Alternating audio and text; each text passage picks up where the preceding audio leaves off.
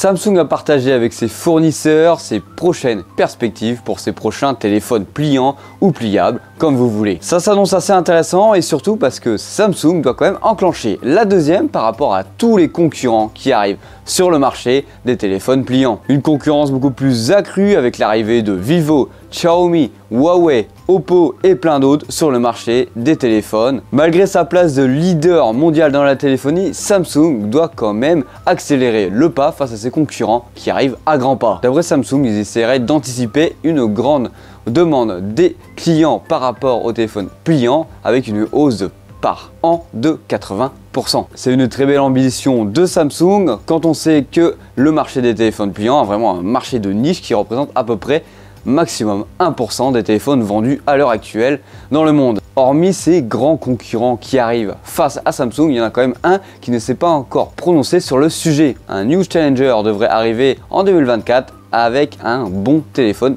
pliant, ce qui permettrait de démocratiser au maximum les téléphones pliants au plus grand nombre, car on sait qu'ils ont quand même une très grande force de frappe, ce qui devrait donner un grand coup de projecteur au téléphone pliant. Bien sûr, on parle d'Apple. Bonjour à tous et bienvenue dans cette nouvelle vidéo. Comme tu l'as compris, on va venir ici parler du Samsung Galaxy Z Fold 5 et ses potentielles nouveautés, ou en tout cas les nouveautés que moi-même j'aimerais avoir dans mon prochain téléphone.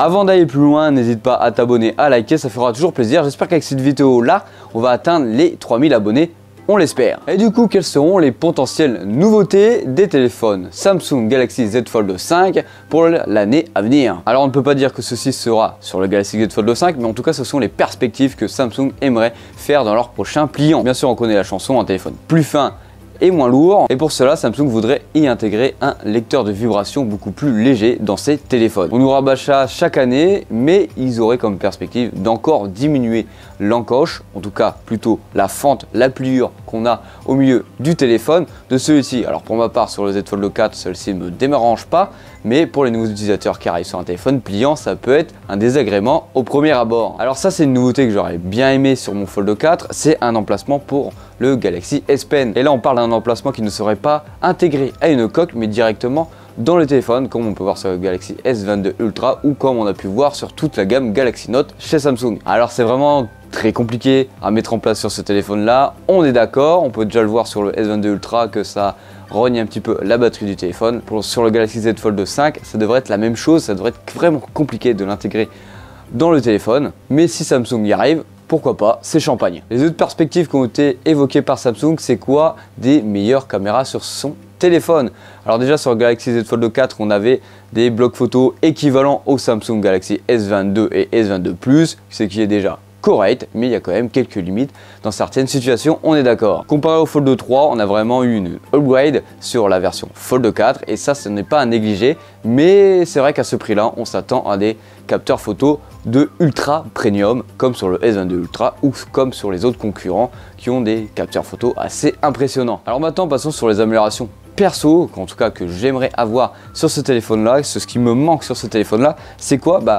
Comme j'ai dit tout à l'heure, le S Pen dans le téléphone, en vrai ce serait vraiment une dinguerie, même si c'est compliqué à pouvoir le mettre en place dans celui-ci, on est bien d'accord. Autre nouveauté que j'aimerais bien, c'est le prix qui est quand même assez exorbitant. Si Samsung veut l'amener au plus grand nombre, il va falloir quand même baisser le prix de son flagship, son porte-étendard chez Samsung. C'est pour cela que les concurrents arrivent pour baisser les prix et pour montrer à Samsung qu'il y a de plus en plus d'engouement et que les gens sont plus amènes à acheter ce genre de téléphone, et ça c'est intéressant. Moi j'attends beaucoup de Google sur l'arrivée des téléphones pliants qui à mon avis vont vraiment faire baisser le prix des téléphones, et ça va vraiment être intéressant sur le sujet, en tout cas s'ils sortent leur téléphone. Alors le plus grand problème de mon Fold 4, c'est quoi? C'est vraiment l'adaptation des applications. J'en ai déjà parlé dans mon test complet, je vous en reparlerai quand je vous ferai une vidéo 3 mois, 4 mois après d'utilisation sur celui-ci.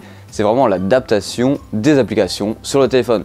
Les applications de gros constructeurs, ils sont nickel, bien adaptés, hormis Snapchat. Mais quand tu veux aller sur des applications tierces d'autres personnes, de développeurs lambda ou même de grosses boîtes qui développent des applications, c'est juste un étirement de l'application, c'est pas beau.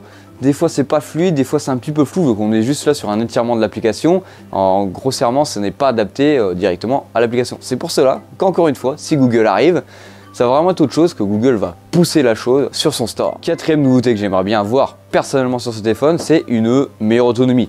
On a vraiment une bonne autonomie sur celui-là, certes, mais pour mon utilisation quotidienne qui est vraiment intensive, voilà, je m'en sers beaucoup pour faire des vidéos, pour jouer au jeu, pour écrire des trucs sur, par exemple sur Google Docs, etc., etc. Donc je m'en sers vraiment tous les jours, je vais avoir un temps d'écran de 8 heures par jour, ce qui est énorme. J'aimerais bien que ça tienne la journée, moi ça ne tient pas du tout la journée. Pour une utilisation beaucoup plus classique comme toi derrière la caméra, j'en suis sûr que ça tiendra largement la journée, mais pour une utilisation d'où le téléphone est vraiment construit, c'est-à-dire pour travailler, ça a du mal des fois à tenir la journée. Alors là je vais parler des caméras, mais surtout de la caméra qu'on a en façade du téléphone qui est sous l'écran. Alors Samsung, je suis d'accord, c'est bien de mettre une caméra sous l'écran, c'est excellent, c'est innovant et tout, mais elle sert à rien cette caméra. On a une qualité vraiment déplorable, on a l'impression d'être sur un Galaxy S4 de l'époque et encore. Elle sert juste pour faire des visios, mais si on veut se prendre en photo avec, c'est pas ça. C'est vraiment flou, c'est pas encore au niveau d'une vraie caméra. Limite, vous me remettrez une caméra beaucoup plus classique avec un poisson, avec une meilleure qualité, et vous revenez plus tard avec une caméra sous l'écran qui marche avec une bonne qualité.